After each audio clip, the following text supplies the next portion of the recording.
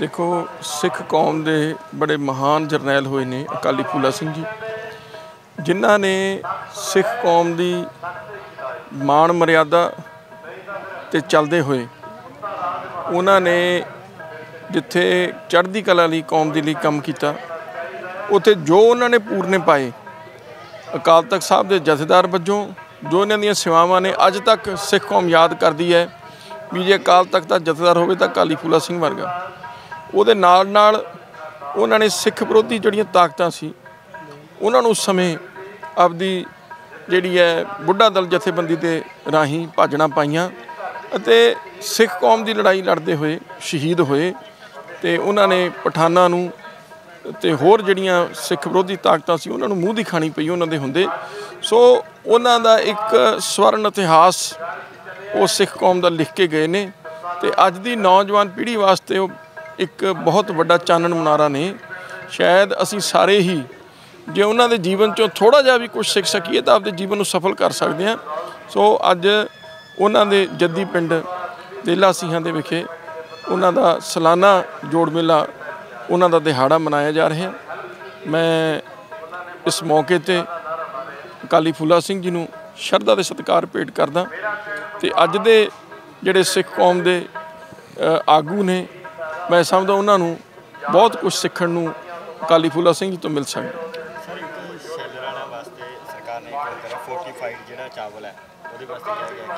तो मैं तो एक कहना भी जो भी कुछ इक्को दम कानून बदल के तुसीं जिहड़ा सारे वपार नूं खराब कर दी है सरकार।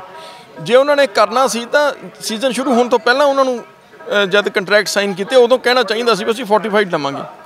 सो हुण सरकार नूं या तो उन्होंने एक्सट्रा जोड़ा है खर्चा देना चाहिए या अगले सीजन तो फोर्टिफाइड कर लैन। जो हुण तक चल रहा है तो फिर बिच विचाले ऐसे जोड़े जब आपके रूल्स बदलते हैं कानून बदलते हैं तो वो व्यापार का नुकसान होता है। व्यापार तो पहले ही मरिया पेगा, ना बारदाना है ना होर भी FCI नवीं तो नवीं शर्तां ला रहा है। सो ये चंगी गल नहीं। पंजाब का जोड़ा है केंद्र नूं विशेष ध्यान रखना चाहिए। केंद्र सरकार वालों कहा गया भी सीधी जी अदायगी होगी आड़तियों को बड़ा नुकसान होता है अपलोड जमीन जो रिकॉर्ड है अपलोड करने कहा गया। देखो ਜਿਹੜਾ ਤਾਂ ਆੜਤੀਆਂ ਨੂੰ ਜਿਹੜੀ ਕਿਸਾਨਾਂ ਨੂੰ ਸਿੱਧੀ ਅਦਾਇਗੀ ਆ ਉਹਦੇ ਵਿੱਚ ਮੇਰਾ ਮੰਨਣਾ ਇਹ ਹੈ ਜਿਹੜਾ ਕੋਈ ਕਿਸਾਨ ਚਾਹੁੰਦਾ ਮੈਨੂੰ ਸਿੱਧੀ ਅਦਾਇਗੀ ਦਿੱਤੀ ਜਾਵੇ ਉਹਨੂੰ ਸਿੱਧੀ ਦੇ ਦਿਓ। ਜਿਹੜਾ ਕੋਈ ਕਿਸਾਨ ਹੀ ਨਹੀਂ ਚਾਹੁੰਦਾ ਸਿੱਧੀ ਲੈਣੀ ਉਹ ਆੜਤੀ ਦੇ ਰਾਹੀਂ ਲੈਣਾ ਚਾਹੁੰਦਾ ਉਹਨੂੰ ਆੜਤੀ ਦੇ ਰਾਹੀਂ ਲੈਣਾ ਚਾਹੀਦਾ। ਇਹ ਤਾਂ ਮਰਜ਼ੀ ਜ਼ਿਮੀਂਦਾਰ ਤੇ ਛੱਡਣੀ ਚਾਹੀਦੀ ਹੈ ਵੀ ਉਹ ਕਿਵੇਂ ਲੈਣਾ ਚਾਹੁੰਦਾ ਪੇਮੈਂਟ। ਸਰਕਾਰ ਕਿਉਂ ਆਪਦੇ ਕਾਨੂੰਨ ਥੋਪਦੀ ਹੈ। ਤੇ ਦੂਜੀ ਗੱਲ ਜਿਹੜੀ ਜ਼ਮੀਨ ਦਾ ਰਿਕਾਰਡ ਅਪਲੋਡ ਕਰਨ ਲਈ ਕਿਹਾ ਮੈਂ ਉਹਦੇ 'ਚ ਤਾਂ ਦੋਨੇ ਚੀਜ਼ਾਂ ਨੇ। ਫਾਇਦਾ ਵੀ ਕੁਛ ਚੀਜ਼ ਦਾ ਹੈ ਕਿਉਂਕਿ ਪਿਛਲੇ ਸਾਲ ਤੁਸੀਂ ਦੇਖਿਆ ਜਿਹੜੇ ਕਈ ਵਪਾਰੀਆਂ ਨੇ ਕਿਸਾਨਾਂ ਦੇ ਨਾਂ 'ਤੇ ਅਰਬਾਂ ਰੁਪਈਆ ਕਮਾਇਆ ਬਾਹਰੋਂ ਝੋਨਾ ਲਿਆ ਕੇ UP ਤੇ ਬਿਹਾਰ 'ਚੋਂ ਲਿਆ ਕੇ ਇੱਥੇ ਪੰਜਾਬ 'ਚ ਵੇਚਤਾ। ਤੇ ਜੇ ਜ਼ਮੀਨ ਦਾ ਪਤਾ ਹੋਊਗਾ ਤੇ ਫਿਰ ਸਿਰਫ ਕਿਸਾਨ ਦੀ ਫਸਲ ਵਿਕੂਗੀ ਤੇ ਇਹ ਜਿਹੜਾ 2 ਨੰਬਰ ਦਾ ਕੰਮ ਹੈ ਇਹ ਬੰਦ ਹੋ ਜਾਊਗਾ। ਸੋ ਇਹਦੇ 'ਚ ਮੈਂ ਕੋਈ ਨਹੀਂ ਸਮਝਦਾ ਕੋਈ ਵੀ ਕਿਸਾਨ ਦਾ ਨੁਕਸਾਨ ਹੈ। ਇਹ ਤਾਂ ਸੂਬੇ ਦਾ ਵੀ ਸਰਕਾਰ ਦਾ ਵੀ ਫਾਇਦਾ ਹੋਊਗਾ किसान का भी फायदा ही है। पंजाब सरकार ने बजट पेश कराया 4 साल लगे इस बजट किवें कुछ नहीं जे तो पूरा होगा तो ही है ना। ऐलान करना ऐलान तो इन्होंने 5 साल पहला भी किए सी वादे बड़े किए सी पर वादा एक भी पूरा नहीं किया। किसान जे एक कर्जा माफ़ किया होंदा तो अज किसानों ऐ रोलना थोड़ा ना पैंदा। जे गरीबां नाल वादे जिहड़े कीते ने 51,000 शगन स्कीम है तो 2500 रुपये पेनशन है बजुर्गों को पहला लागू करनी चाहिए। हुण भी इन्हें भी बजट के नाल ही लागू करती है। ये भी तरीक पाती भी असीं 7वें महीने तो करांगे। क्यों जी अज जे तुसीं अज ऐलान कर रहे हो तो अज तो क्यों नहीं करते। यह लोगों को गुमराह करने तो बिना इन्हां कोल होर कुछ नहीं है। 2022 चोणां देख रहे हैं। देखो 22 चोणां लोग तो समझ चुके हैं भी कांग्रेस की की करतूतां ने। उन्होंने लोग अजकल सियाणे लोग हर चीज़ समझते हैं।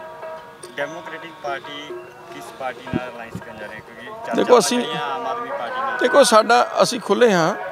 मैं तो समझदा भी कि तीजा बदल पंजाब दे विच मजबूत तीजा बदल तैयार होना चाहिए ताकि जिहड़ियां रवायती पार्टियां चाहे कांग्रेस चाहे बादल दल चाहे भाजपा उन्हां तो छुटकारा मिलना चाहिए तो तीजा बदल पंजाब दे विच तैयार होना चाहिए। आम आदमी पार्टी आया सी पिछले वारी ओहदे नाल समझौता बिल्कुल बिल्कुल हो सकता क्यों नहीं हो सकता।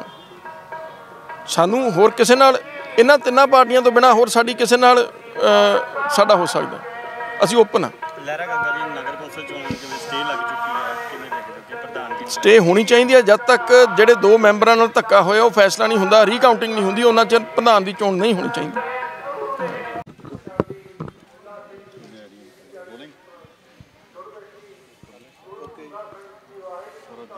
ਅਕਾਲੀ ਫੂਲਾ ਸਿੰਘ ਬਾਬਾ ਜੀ ਪਹੁੰਚੇ ਹੋ ਤੁਸੀਂ, ਕਿਵੇਂ ਕੀ ਮਹਿਸੂਸ ਕਰ ਰਹੇ ਹੋ ਪੰਜਾਬ ਵਿੱਚ? ਦੇਖੋ, ਅੱਜ ਸਾਡੀ ਖੁਸ਼ਕਿਸਮਤੀ ਆ ਕਿ ਅਕਾਲੀ ਫੂਲਾ ਸਿੰਘ ਜੀ ਵਰਗੇ ਸ਼ਹੀਦ, ਮਹਾਨ ਸ਼ਹੀਦ, ਜਿਹਦੇ ਜਿੱਥੇ ਸਿਮਰਨ ਦੇ ਧਾਰਨੀ ਸੀ ਉੱਥੇ ਸ਼ਮਸ਼ੀਰ ਦੇ ਧਾਰਨੀ ਵੀ ਸੀ, ਜਿਨ੍ਹਾਂ ਨੇ ਮੀਰੀ ਔਰ ਪੀਰੀ ਦੀ ਇਸ ਸਿਧਾਂਤ ਨੂੰ ਪੂਰਾ ਡਟ ਕੇ ਪਹਿਰਾ ਦਿੱਤਾ। ਭਾਵੇਂ ਮਹਾਰਾਜਾ ਰਣਜੀਤ ਸਿੰਘ ਵੀ ਸਾਹਮਣੇ ਕਿਉਂ ਨਾ ਹੋਵੇ, ਪਰ ਕਦੀ ਚਾਪਲੂਸੀ ਵਾਲੇ ਪਾਸੇ ਧਿਆਨ ਨਹੀਂ ਦਿੱਤਾ।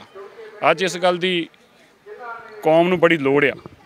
ਸਾਨੂੰ ਅੱਜ ਲੋੜ ਆ ਕਿ ਜਿਹੜੀ ਚਾਪਲੂਸੀਆਂ ਨੂੰ ਤੋਂ ਉੱਪਰ ਉੱਠ ਕੇ ਸਰਕਾਰਾਂ ਦੇ ਚੰਗੇ ਕੰਮਾਂ ਨੂੰ, ਸਰਕਾਰਾਂ ਚੰਗੀ ਨੀਤੀਆਂ ਨੂੰ ਵਡਿਆਉਣਾ ਚਾਹੀਦਾ, ਕੋਈ ਸ਼ੱਕ ਨਹੀਂ।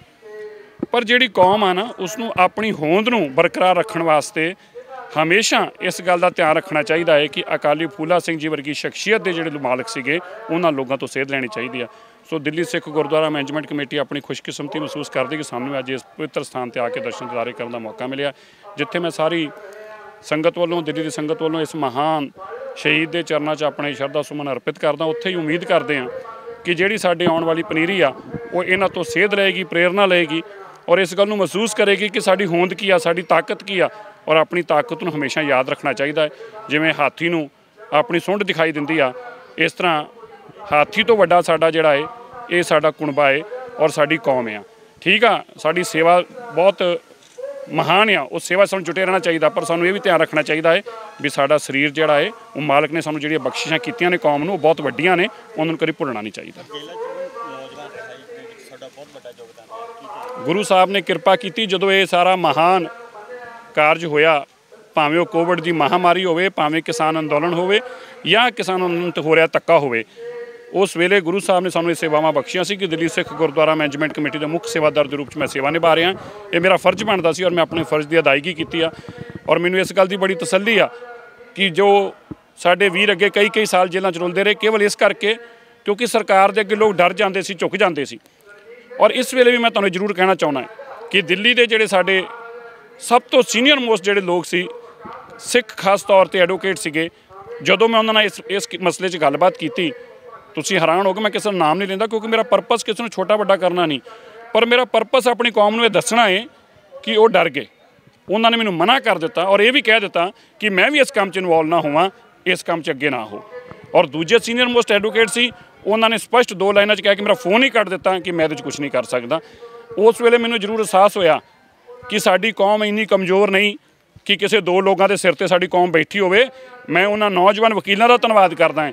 ਮੈਂ ਜਿਨ੍ਹਾਂ ਨੌਜਵਾਨਾਂ ਨੂੰ ਫੋਨ ਕੀਤਾ, ਉਹਨਾਂ ਕਿਹਾ ਜੀ ਅਸੀਂ ਡਟ ਕੇ ਖੜੇ, ਸਿਰਸਾ ਜੀ ਤੁਸੀਂ ਖੜੇ ਜੇ, ਅਸੀਂ ਡਟ ਕੇ ਖੜੇ, ਭਾਵੇਂ ਪੁਲਿਸ ਮੁਕੱਦਮੇ ਦਰਜ ਕਰੇ, ਅਸੀਂ ਪਿੱਛੇ ਨਹੀਂ ਹਟਾਂਗੇ। ਸੋ ਮੈਂ ਉਹਨਾਂ ਵਕੀਲਾਂ ਦਾ ਧੰਨਵਾਦ ਕਰਦਾ ਹਾਂ ਜਿਨ੍ਹਾਂ ਨੇ ਇਸ ਵੇਲੇ ਇਸ ਮੈਂ ਕਹੂੰਗਾ ਕਿ ਕੋਲਿਆਂ 'ਤੇ ਚੱਲਣ ਵਾਲਾ ਕੰਮ ਸੀ, ਅੱਗ 'ਤੇ ਚੱਲਣ ਵਾਲਾ ਕੰਮ ਸੀਗਾ, ਔਰ ਉਹਨਾਂ ਨੇ ਸਾਡਾ ਸਾਥ ਦਿੱਤਾ ਔਰ ਸਾਡੇ ਇਸ ਨੌਜਵਾਨ ਨੂੰ ਅਸੀਂ ਜੇਲ੍ਹਾਂ 'ਚੋਂ ਬਾਹਰ ਕੱਢਣ 'ਚ ਕਾਮਯਾਬ ਹੋਏ। ਸਰਕਾਰ ਦੀ ਬਹੁਤ ਵੱਡੀ ਹਾਰ ਆ ਕਿਉਂਕਿ ਸਰਕਾਰ ਨੇ ਜਿਹੜੀ ਧਾਰਾਵਾਂ ਲਾਈਆਂ ਸੀ, ਇਹ ਸੋਚ ਕੇ ਲਾਈਆਂ ਸੀ ਕਿ 6-6, 7-7 ਮਹੀਨੇ, ਸਾਲ ਬਾਹਰ ਨਹੀਂ ਆਉਣਗੇ, ਕਿਸਾਨੀ ਅੰਦੋਲਨ ਡਰ ਜੂਗਾ, ਲੋਕ ਮਾਂ-ਬਾਪ ਦੇ ਬੱਚਿਆਂ ਨੂੰ ਘਰਾਂ 'ਚੋਂ ਨਿਕਲਣ ਤੋਂ ਨਾ ਕਰ ਦੇਣਗੇ।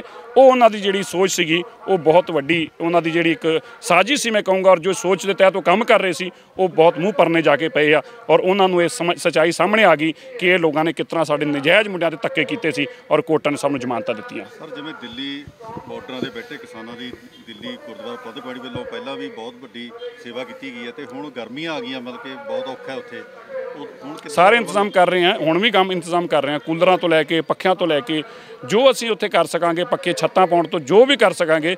ਦਿੱਲੀ ਸਿੱਖ ਗੁਰਦੁਆਰਾ ਮੈਨੇਜਮੈਂਟ ਕਮੇਟੀ ਆਪਣਾ ਫਰਜ਼ ਸਮਝਦੀ ਹੈ ਕਿਉਂਕਿ ਸਾਡਾ ਕਿਸਾਨ ਦਿੱਲੀ ਦੀਆਂ ਬਰੂਹਾਂ 'ਤੇ ਬੈਠਾ ਹੈ ਔਰ ਦਿੱਲੀ ਦਾ ਸਿੱਖ ਜਿਹੜਾ ਹੈ ਦੋਵੇਂ ਬਾਹਾਂ ਖੋਲ੍ਹ ਕੇ। ਔਰ ਮੈਂ ਤੁਹਾਨੂੰ ਇਹ ਵੀ ਦੱਸਣਾ ਚਾਹੁੰਦਾ, ਘੱਟੋ ਘੱਟ ਮੈਂ ਆਪਣੇ ਜੀਵਨ ਕਾਲ 'ਚ ਦੱਸ ਸਕਦਾ ਕਿ 84 ਤੋਂ ਲੈ ਕੇ ਹੁਣ ਤੱਕ ਅਸੀਂ ਐਸਾ ਕੋਈ ਸਮਾਂ ਨਹੀਂ ਦੇਖਿਆ ਸੀ ਜਦੋਂ ਦਿੱਲੀ ਦੇ ਸਿੱਖਾਂ ਨੇ ਇੰਨਾ ਵੱਡਾ ਹੁੰਡਾਰਾ ਕਿਸੇ ਚੀਜ਼ ਵਾਸਤੇ ਲਿਆਂਦਾ ਹੋਵੇ ਅੱਗੇ, ਔਰ ਕਿਹਾ ਹੋਵੇ ਕਿ ਤਨ ਮਨ ਧਨ ਨਾਲ ਸਾਰੀ ਦਿੱਲੀ ਸੰਗਤਾਂ ਨੇ ਕਿਹਾ ਅਸੀਂ ਆਪਣੇ ਕਿਸਾਨ ਵੀਰਾਂ ਵਾਸਤੇ ਖੜੇ ਹਾਂ, ਭਾਵੇਂ ਕਿ ਉਹਨਾਂ ਦਾ ਕਿਸਤਾ ਕਿਸਾਨੀ ਨਹੀਂ ਹੈਗਾ, ਪਰ ਭਾਵਨਿਕ ਤੌਰ ਤੇ ਉਹ ਆਪਣੇ ਕਿਸਾਨਾਂ ਨਾਲ ਖੜੇ ਆ। ਜਦੋਂ ਕਿਸਾਨ ਗਲਤੀ ਨਾਲ ਰਾਹ ਭਟਕ ਕੇ ਔਰ ਵੈਸਟ ਦਿੱਲੀ ਦੇ ਅੰਦਰ ਟਰੈਕਟਰ ਵਾਲੀਆਂ ਤੇ ਘੁਸ ਗਏ ਸੀ, ਉਸ ਵੇਲੇ ਰਾਤ ਨੂੰ 6 ਵਜੇ ਵੀ ਜਦੋਂ ਕਿ ਲੱਭਣਾ ਔਖਾ ਸੀਗਾ, 6 ਵਜੇ ਵੀ ਕਿਤੋਂ ਸੰਗਤਾਂ ਨੇ ਫੁੱਲ ਲੱਭ ਕੇ ਲਿਆ ਕੇ ਤੇ ਉੱਥੇ ਦਿੱਲੀ ਦੇ ਉਸ ਇਲਾਕੇ 'ਚ ਫੁੱਲਾਂ ਦੀ ਵਰਖਾ ਕੀਤੀ ਜਿੱਥੇ ਪਤਾ ਵੀ ਨਹੀਂ ਸੀ ਕਿਸਾਨਾਂ ਨੇ ਇੱਥੋਂ ਨਿਕਲਣਾ ਹੈ। ਇੰਨਾ ਕਿਸਾਨੀ ਦੇ ਪ੍ਰਤੀ ਸਾਡੇ ਦਿੱਲੀ ਦੇ ਸਿੱਖਾਂ ਦਾ ਉਤਸ਼ਾਹ ਹੈ। ਸੋ ਅਸੀਂ ਡਟ ਕੇ ਆਪਣੇ ਭਰਾਵਾਂ ਦੀ ਸੇਵਾ 'ਚ ਡਟੇ ਰਹਾਂਗੇ। ਸਰ, ਇਹ ਕਹਿੰਦੇ ਚੋਣ ਕਮੇਟੀ ਨੂੰ ਲੈ ਕੇ ਜਿਹੜੇ ਜੇਲ੍ਹਾਂ ਦੇ ਵਿੱਚ ਰਿਹਾਈ ਕਰਾਈ ਹੈ, ਕਮੇਟੀ ਦੀਆਂ ਚੋਣਾਂ ਆਉਣੀਆਂ, ਉਸ ਨੂੰ ਲੈ ਕੇ ਜਿਹੜੇ ਦਿੱਲੀ ਕਮੇਟੀ ਉਹ ਕਰ ਰਹੀ ਹੈ।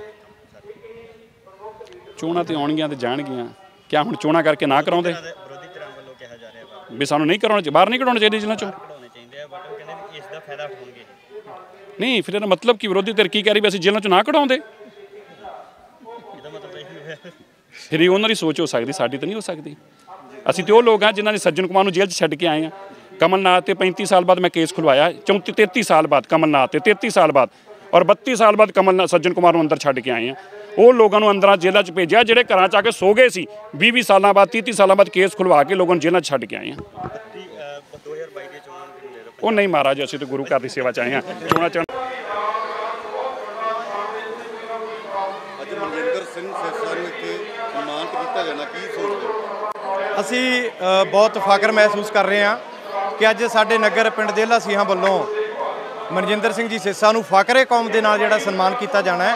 ਕਿਉਂਕਿ ਪਿਛਲੇ ਦਿਨੀ ਦਿੱਲੀ ਸੰਘਰਸ਼ ਦੇ ਵਿੱਚ ਜੋ ਸਾਡੇ 5 ਨੌਜਵਾਨ ਜਿਹੜੇ ਹੈ ਉਹ ਤਿਹਾੜ ਜੇਲ੍ਹ ਦੇ ਵਿੱਚ ਸੁੱਟੇ ਗਏ ਸੀ, ਉਹਨਾਂ ਨੂੰ ਸਰਦਾਰ ਮਨਜਿੰਦਰ ਸਿੰਘ ਜੀ ਸਿਰਸਾ ਜੀ ਨੇ ਜਿਹੜਾ ਆਪੋ ਆਪਣੀ ਘਰੇ ਜਿਹੜਾ ਭੇਜਣ ਦੇ ਵਿੱਚ ਸਾਡੀ ਸਹਾਇਤਾ ਕੀਤੀ ਹੈ। ਇਸ ਲਈ ਅਸੀਂ ਸਰਦਾਰ ਮਨਜਿੰਦਰ ਸਿੰਘ ਜੀ ਸਿਰਸਾ ਦਾ ਪਿੰਡ ਦੇਲਾ ਸੀਹਾਂ ਦੇ ਇਸ ਸਮਾਗਮ ਤੇ ਪਹੁੰਚਣ ਤੇ ਧੰਨਵਾਦ ਕਰਦੇ ਹਾਂ। ਅੱਜ ਸ਼ਹੀਦ ਅਕਾਲੀ ਬਾਬਾ ਫੂਲਾ ਸਿੰਘ ਜੀ ਉਹਨਾਂ ਦਾ ਸ਼ਹੀਦੀ ਸਾਲਾਨਾ ਜਿਹੜਾ ਜੋੜ ਮੇਲਾ ਹੈ ਉਹ ਸੰਗਤਾਂ ਬੜੇ ਉਤਸ਼ਾਹ ਨਾਲ ਮਨਾਉਂਦੀਆਂ ਨੇ।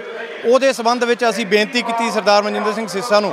ਅਸੀਂ ਧੰਨਵਾਦੀ ਹਾਂ ਕਿ ਉਹਨਾਂ ਨੇ ਸਾਡੀ ਛੋਟੀ ਜਿਹੀ ਬੇਨਤੀ ਨੂੰ ਵੱਡੀ ਕਰਕੇ ਜਾਣਿਆ ਤੇ ਉਹ ਲਗਭਗ 250 ਕਿਲੋਮੀਟਰ ਦਾ ਸਫ਼ਰ ਤੈਅ ਕਰਕੇ ਅੱਜ ਸਾਡੇ ਨਗਰ ਪਹੁੰਚੇ ਹੈ। ਸਾਰੇ ਹੀ ਨਗਰ ਵੱਲੋਂ ਉਹਨਾਂ ਦਾ ਵਿਸ਼ੇਸ਼ ਤੌਰ ਤੇ ਜਿਹੜਾ ਸਨਮਾਨ ਕੀਤਾ ਜਾਣਾ ਔਰ ਧੰਨਵਾਦ ਕੀਤਾ ਜਾਣਾ। ਜਿਹੜੇ ਨੌਜਵਾਨ ਸੀਗੇ ਇੱਕੋ ਪਿੰਡ ਦੇ ਸੀਗੇ? ਹਾਂਜੀ, ਜਿਹੜੇ ਦਿੱਲੀ ਸੰਘਰਸ਼ ਦੇ ਦੌਰਾਨ ਜਿਹੜੇ ਹੈ 5 ਨੌਜਵਾਨ ਜਿਹਨਾਂ ਨੂੰ ਜੇਲ੍ਹਾਂ ਦੇ ਵਿੱਚ ਡੱਕਿਆ ਗਿਆ ਸੀਗਾ, ਉਹ ਇਸੇ ਨਗਰ ਸ਼ਹੀਦ ਅਕਾਲੀ ਬਾਬਾ ਫੂਲਾ ਸਿੰਘ ਦੇ ਜਨਮ ਨਗਰ ਦੇਲਾ ਸੀਹਾਂ ਦੇ ਸਨ ਤੇ ਉਹਨਾਂ ਤੇ ਪੁਲਿਸ ਨੇ ਬੜਾ ਅਤਿਆਚਾਰ ਕੀਤਾ। ਉਹ ਸਾਰੀ ਜਿਹੜੀ ਗੱਲਬਾਤ ਆ ਅਸੀਂ ਸਰਦਾਰ ਮਨਜਿੰਦਰ ਸਿੰਘ ਸਿਰਸਾ ਨੂੰ ਉਹਦੇ ਸੰਬੰਧ ਦੇ ਵਿੱਚ ਜਾਣੂ ਕਰਵਾ ਦਿੱਤਾ ਹੈ। ਉਸ ਤੋਂ ਬਾਅਦ ਅਸੀਂ ਜਿਹੜਾ ਉਹਨਾਂ ਤੇ ਵੀ ਜਿਹੜਾ ਬਣਦੀਆਂ ਧਾਰਾਵਾਂ ਜਿਹੜਾ ਪੁਲਿਸ ਤੇ ਵੀ ਅਸੀਂ ਇਹਦੀ ਕਾਰਵਾਈ ਕਰਵਾਵਾਂਗੇ। ਜੀ ਦੇਖੋ, ਹਰ ਸਾਲ ਦੀ ਤਰ੍ਹਾਂ ਬਾਬਾ ਕਾਲੀ ਫੂਲਾ ਸਿੰਘ ਦਾ ਇੱਥੇ ਸ਼ਹੀਦੀ ਦਿਹਾੜਾ ਮਨਾਇਆ ਜਾਂਦਾ ਤੇ ਪਿੰਡ ਦੇਲਾ ਸੀਹਾਂ ਉਹਨਾਂ ਦੀ ਪਵਿੱਤਰ ਜਨਮ ਧਰਤੀ ਵੀ ਹੈ। ਪਿੱਛੇ ਆਪਾਂ ਦੇਖ ਸਕਦੇ ਹਾਂ ਉਹਨਾਂ ਦਾ ਜਨਮ ਇੱਥੇ ਹੋਇਆ ਸੀਗਾ। ਉਹਨਾਂ ਦੀ ਸ਼ਹਾਦਤ ਦੇ ਵਿੱਚ ਹਰ ਸਾਲ ਬਹੁਤ ਵੱਡਾ ਮੇਲਾ ਲੱਗਦਾ। ਸਾਰੀਆਂ ਪਾਰਟੀਆਂ ਦੇ ਲੀਡਰ ਤੇ ਹੋਰ ਵੀ ਜਥੇਬੰਦੀਆਂ ਸਾਰੀਆਂ ਇੱਥੇ ਹਾਜ਼ਰੀ ਲਾਉਂਦੀਆਂ ਨੇ। ਤੇ ਮੇਰਾ ਤਾਂ ਇਹ ਖਾਸ ਕਰ ਮੇਰਾ ਨਾਨਕਾ ਪਿੰਡ ਹੈ, ਬਚਪਨ ਮੇਰਾ ਇੱਥੇ ਗੁਜ਼ਰਿਆ। ਆ ਸਰਪੰਚ ਸਾਹਿਬ ਖੜੇ ਨੇ ਨਾਲ, ਤੇ ਸਾਰੇ ਹੀ ਮਤਲਬ ਸਾਡਾ ਫਰਜ਼ ਬਣਦਾ ਕਿ ਪਾਰਟੀਬਾਜ਼ੀ ਤੋਂ ਉੱਪਰ ਉੱਠ ਕੇ ਜਾਂ ਹੋਰ ਵੀ ਗੱਲਾਂ ਤੋਂ ਬਾਹਰ ਆ ਕੇ ਆਪਦੀ ਹਾਜ਼ਰੀ ਲਾਈਏ ਤੇ ਇੱਥੇ ਨਤਮਸਤਕ ਹੋਈਏ, ਸ਼ਹੀਦੀ ਦਿਹਾੜਾ ਮਨਾਈਏ। ਤੇ ਸਾਰੀਆਂ ਸੰਗਤਾਂ ਆਲੇ ਦੁਆਲੇ ਪਿੰਡਾਂ ਚੋਂ ਮੈਂ ਕਹਿੰਦਾ ਦੂਰੋਂ ਇੱਥੇ ਪਹੁੰਚਦੀਆਂ ਨੇ ਹਰ ਸਾਲ। ਮਨਜਿੰਦਰ ਸਿੰਘ ਸਿਰਸਾ ਨੂੰ ਸਨਮਾਨਿਤ ਕੀਤਾ ਜਾਣਾ, ਇੱਥੇ ਕੀ ਕਹੋਗੇ? ਦੇਖੋ, ਉਹ SGPC ਦਿੱਲੀ ਦੇ ਪ੍ਰਧਾਨ ਨੇ। ਉਹਨਾਂ ਨੇ ਪਿੱਛੇ ਜਿਹੜੇ ਸਾਡੇ ਕਿਸਾਨ ਭਰਾ ਉੱਥੇ ਫਸੇ ਸੀਗੇ, ਕਿਸਾਨਾਂ ਦੇ ਜਿਹੜੇ ਝੂਠੇ ਪਰਚੇ ਮੋਦੀ ਸਰਕਾਰ ਨੇ ਪਾਏ ਸੀਗੇ, ਉਹ SGPC ਔਰ ਕਿਸਾਨ ਜਥੇਬੰਦੀਆਂ ਨੇ ਮਿਲ ਕੇ ਸਾਡੇ ਕਿਸਾਨ ਭਰਾਵਾਂ ਦੀ ਜਿਹੜੀ ਮਦਦ ਕੀਤੀ ਹੈ। ਉਸ ਦੇ ਸੰਬੰਧ ਵਿੱਚ ਅੱਜ ਇੱਥੇ ਸਾਡੇ ਜਿਹੜੇ 5 ਮੁੰਡੇ ਦੇਲਾ ਸੀਹਾਂ ਤੋਂ ਫੜੇ ਗਏ ਸੀ, ਉਹਨਾਂ ਦੀ ਜ਼ਮਾਨਤ ਕਰਵਾਈ ਹੈ ਤੇ ਉਸ ਦੇ ਸੰਬੰਧ 'ਚ ਉਹਨਾਂ ਨੂੰ ਸਨਮਾਨਿਤ ਕਰਨਗੇ। ਅਸੀਂ ਵੈਲਕਮ ਕਰਦੇ ਹਾਂ, ਧੰਨਵਾਦ ਕਰਦੇ ਹਾਂ SGPC ਦਿੱਲੀ ਦਾ ਕਿ ਉਹਨਾਂ ਨੇ ਕਿਸਾਨਾਂ ਦੀ ਮਦਦ ਕੀਤੀ।